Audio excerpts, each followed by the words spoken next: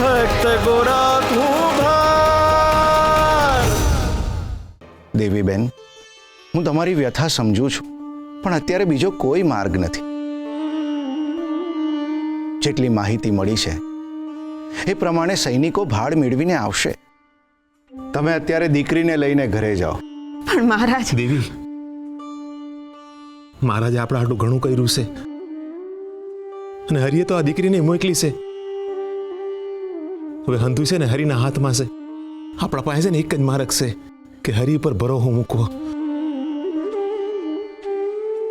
હરિ છે ને હંધુ સારું કરી દે હે. હાલો દેવી. અન્નદાતા, તમારો જેટલો આભાર માનું ને એટલું ઓછો છે. તમે ભગવાન બનીને આવ્યા છો બાપ. ભગવાન તો બધાનો એક જ છે ભગત, અને એની ઓળખાણ પણ તમે જ મને કરાવી છે. તમે ચિંતા ન કરશો, આપણે ગોરાને શોધી લઈશું.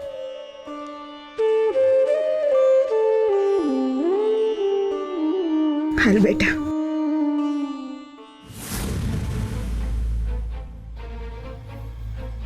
ચાલો હવે તમારા ઘરે જાઓ. ભગવાનને આરામ કરવાનો સમય થઈ ગયો છે. હો, જાઓ. જય શ્રી કૃષ્ણ. જય શ્રી કૃષ્ણ.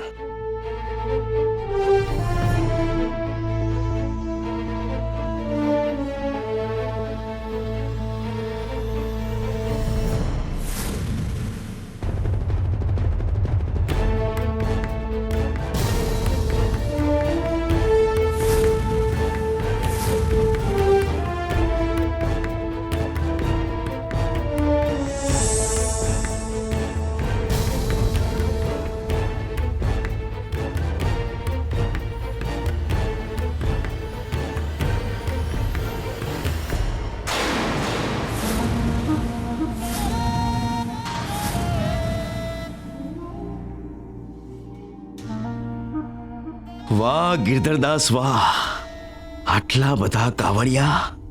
લાગે છે આ વખતે તો કાવડિયાનો વરસાદ થયો છે. લાગે છે આ વખતની જન્માષ્ટમી ધામધૂમથી ઉજવાશે. ધામધૂમથી. ધામધૂમ તો થશે જ, કારણ કે આ વખતની જન્માષ્ટમી છે જ નોખી. જન્માષ્ટમીનો ઉત્સવ હોય અને ગોરા ના હોય, એનાથી વિશેષ બીજો આનંદ મારી માટે શું હોઈ શકે? શ્રી હરિ નમો નારાયણાય. આ ગોરા જ્યારથી જન્મ્યો છે ત્યારથી એણે મારા બધા જ તહેવારો બગાડ્યા છે. લોકયાત્રા વખતે મામેરું બગાડ્યું, અને હવે મારો કૃષ્ણ એની જન્માષ્ટમી બગાડી રહ્યો છે. એના વિનાની જન્માષ્ટમી ઉત્સવ બની જશે, અને એ ઉત્સવને હું મહોત્સવ બનાવી દઈશ.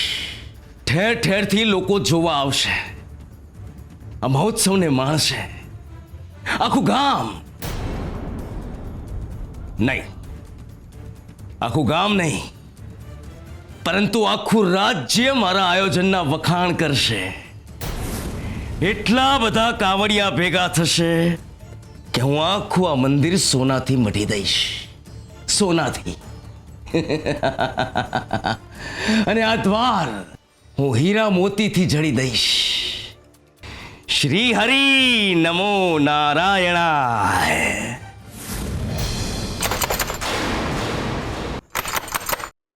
પૂજારી બાપા,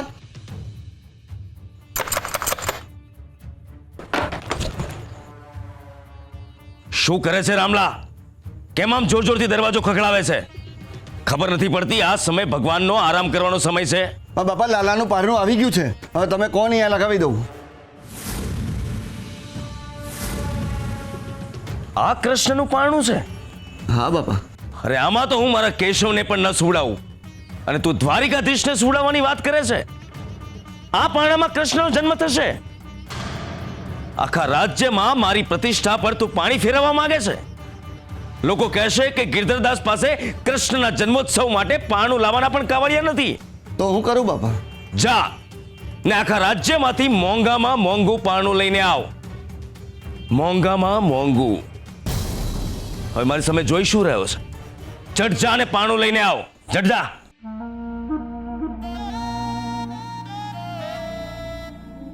મોંઘામાં મોંઘું.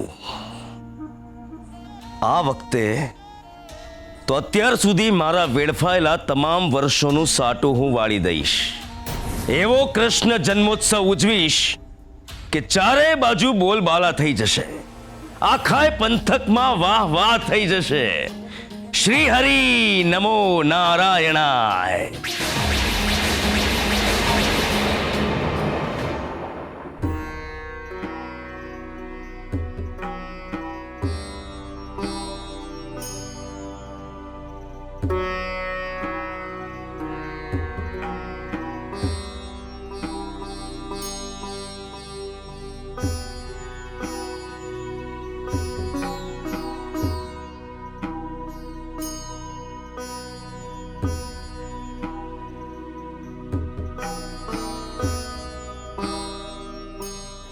હે બેટા, તને ભૂખ લાગી છે?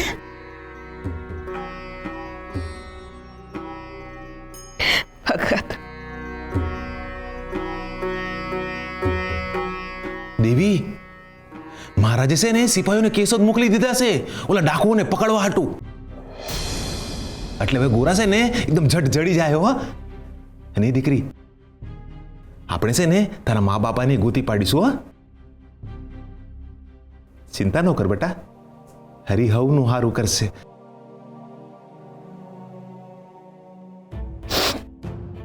એ બેટા, તારા મા બાપાનું નામ શું છે?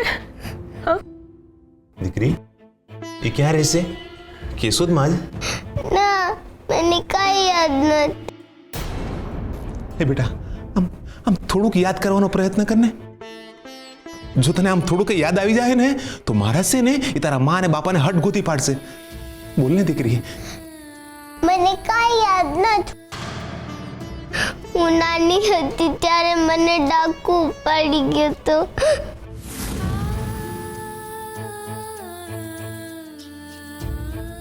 ભગત, હું કરશું. આને તો એના મા બાપ યાદ નથી.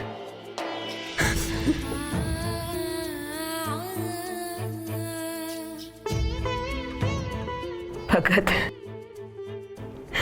અટાણે આની જે હાલત છે એવી જ હાલત એના મા બાપાની હશે ને.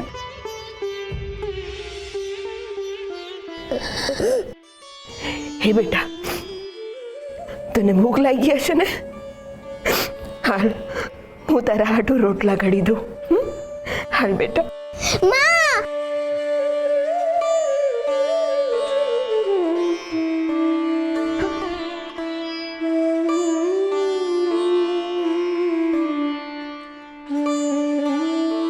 એ દીકરી, આવ મારી પાસે. જા બેટા. હાલો વિધા, આવ.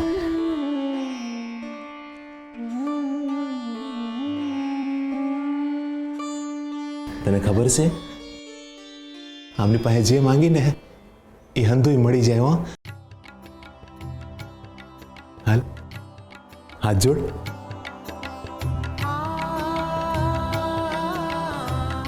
મારી હારે બોલ, હરે કૃષ્ણ હરે કૃષ્ણ રાધે કૃષ્ણ રાધે કૃષ્ણ રાધે કૃષ્ણ રાધે કૃષ્ણ રાધે કૃષ્ણ રાધે કૃષ્ણ રાધે કૃષ્ણ રાધે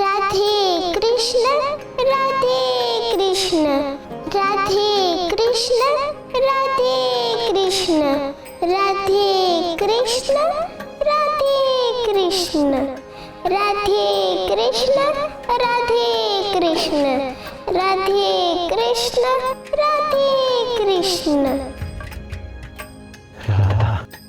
નાથ, તમારું સ્મિત તમારા હૈયાના દર્શન કરાવે છે. જુઓ, માનવ અવતારમાં પણ રાધા કૃષ્ણને ભૂલ્યા નથી. રાધે કૃષ્ણ રાધે કૃષ્ણ રાધે કૃષ્ણ રાધે કૃષ્ણ રાધે કૃષ્ણ.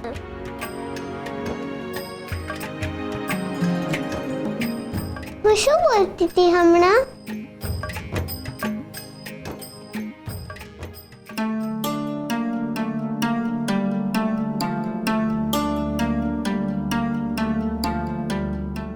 પુલકેશીભાઈ,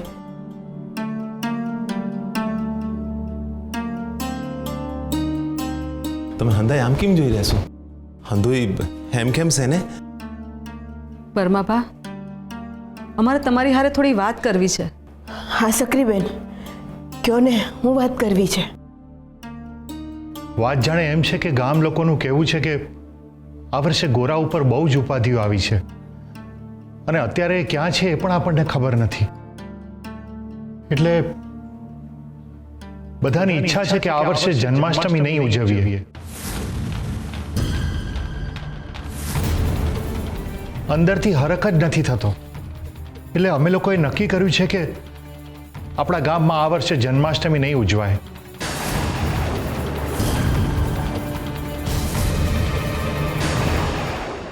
હા, હું બોલો છો પુલકેશીભાઈ? આ નો બનીએ કે? જાણો છું ભગત કે વર્ષોથી ચાલતી પરંપરાને અટકાવવાની વાત છે આ, પણ ઘટના એવી જ બની છે ને.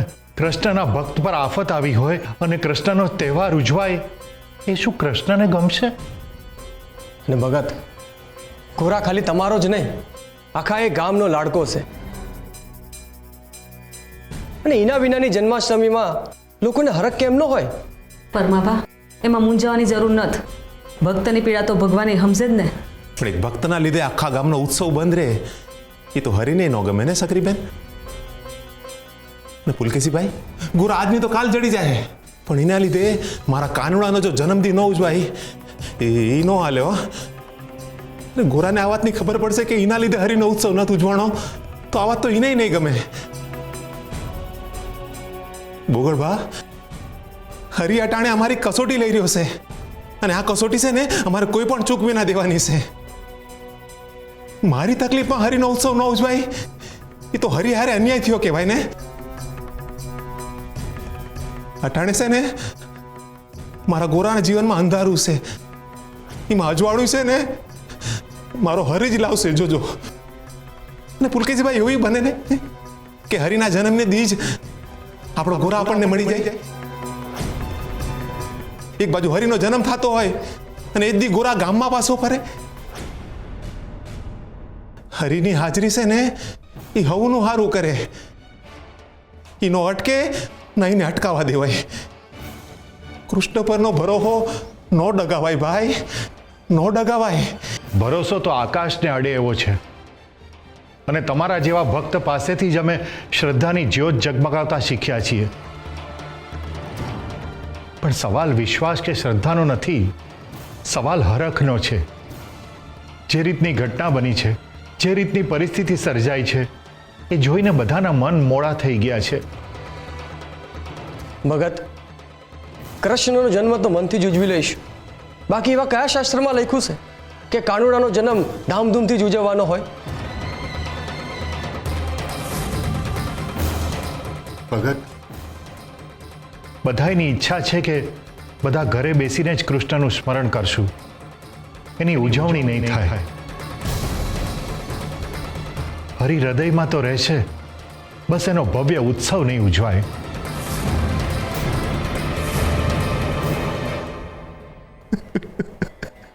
ભગત, તમારી વાત સાંભળીને આહુડ આવી ગયા પુલકેશીભાઈ. આજે લાગે છે ગોરા અમારો જ નહીં, આખા ગામનો દીકરો છે.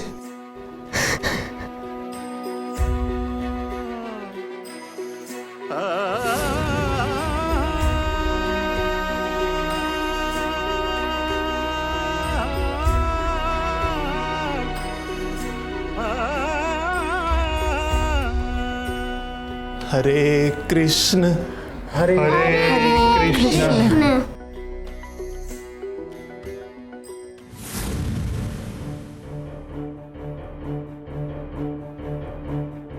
ગુરુજી ગુરુજી ગુરુજી કોણ છે? કોણ છે? હું ગુરુજી તમારો પોતાનો ભગેશ્વર. તું ભગેશ્વર જ છે. હંમેશા ભગા વાળ્યા કરે છે. માફ કરજો ગુરુજી, પણ હું તો તમારો શિષ્ય છું. તને મારો શિષ્ય તરીકે સ્વીકાર કરતા પહેલા હું તારી અગ્નિ પરીક્ષા લઈશ. બોલ, છે મંજૂર? જેવી આપની ઈચ્છા ગુરુજી, પણ હાલ તો તમારી પરીક્ષા થઈ રહી છે. એટલે તું કહેવા શું માંગે છે? હું હાલ પરમાના ઘરેથી આવ્યો, ત્યાં આખા ગામનું ટોળું ભેગું થયું છે અને એ લોકો ચર્ચા કરી રહ્યા છે કે આ વખતે જન્માષ્ટમી મહોત્સવ નહીં ઉજવાય.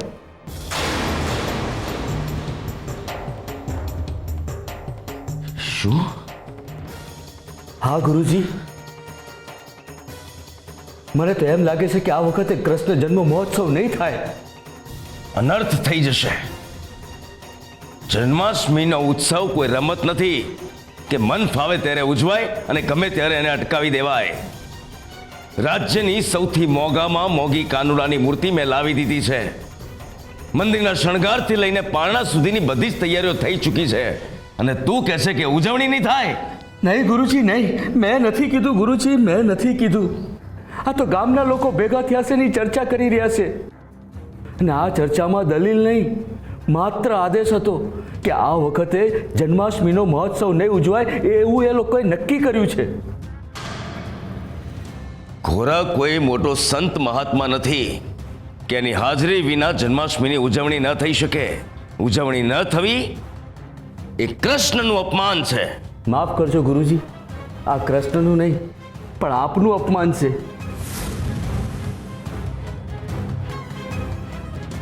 મને એમ કે તારી શું ઈચ્છા છે? જન્માષ્ટમીની ઉજવણી થવી જોઈએ કે નહીં? ગુરુજી, મારી ઈચ્છા અને અનિચ્છા બેવ આપને આધીન છે, પણ આ વખતનો જન્માષ્ટમી મહોત્સવ તમારા અને મારા બંને માટે અગત્યનો છે. હું કંઈ સમજો નહીં. તારા માટે કેમ અગત્યનો છે? જેવી ગુરુજીની ઈચ્છા એવી આ શિષ્યની ઈચ્છા. પણ મને એમ કહો ને, તમારા મનમાં હાલી હું રહ્યું છે? મને એમ કે તને મારા પર કેટલો ભરોસો છે? હા, હું બોલ્યા ગુરુજી, મારા જીવ કરતાં વધારે ભરોસો છે તમારા પર. તમે જરાય ચિંતા ના કરો, હું પ્રયત્ન કરીશ જન્માષ્ટમી મહોત્સવ ઉજવાય. તમારી પાસે કોઈ ઉપાય હોય તો સૂચવો. છે કોઈ માર્ગ?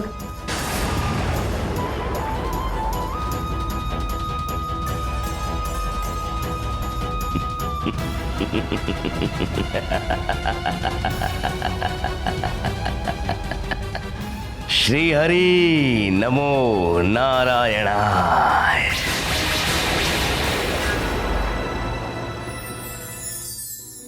અગ્નિ પરીક્ષા.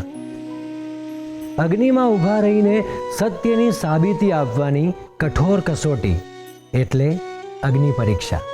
અગ્નિ પરીક્ષાની પીડા મનુષ્યને સત્ય બોલવા પર મજબૂર કરે છે, પરંતુ અગ્નિ પરીક્ષા લેનાર પણ એટલો જ તપસ્વી અને તેજસ્વી હોવો જોઈએ. કોઈ પણ મનુષ્ય જ્યારે કોઈની પણ અગ્નિ પરીક્ષા કરે છે ત્યારે ના એ કસોટીનું મહત્વ રહે છે, ના કસોટી આપનારનું. જેના શબ્દો પર શંકા હોય છતાંય એના શબ્દોની સાબિતી અતિ આવશ્યક હોય એની જ અગ્નિ પરીક્ષા લેવી યોગ્ય છે. જો અગ્નિ પરીક્ષા લેનારના મનમાં સ્વાર્થ, અભિમાન, અહંકાર કે અન્ય દોષો હોય તો અગ્નિ પરીક્ષાનું યોગ્ય પરિણામ મળતું જ નથી. યાદ રાખજો, અગ્નિ પરીક્ષા એ આપનારના સત્યની અને લેનારના સત્વની પરીક્ષા છે.